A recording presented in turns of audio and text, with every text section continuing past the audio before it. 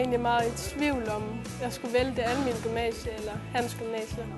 Jeg fandt så også en studieretning, som jeg synes, der passede godt til mig, med nogle spændende fag. Jamen altså årsagen til, at jeg valgte at gå på handelsgymnasiet, det var faktisk, at jeg fandt fagene meget relevante herovre.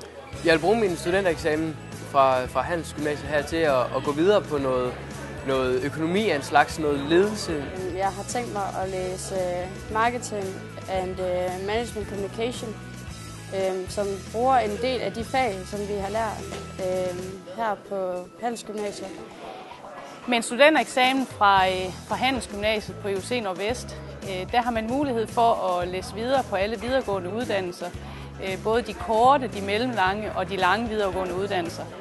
Og det viser sig, at en rigtig stor procentdel af de elever, der bliver studenter herfra, vælger at tage en videregående uddannelse bagefter.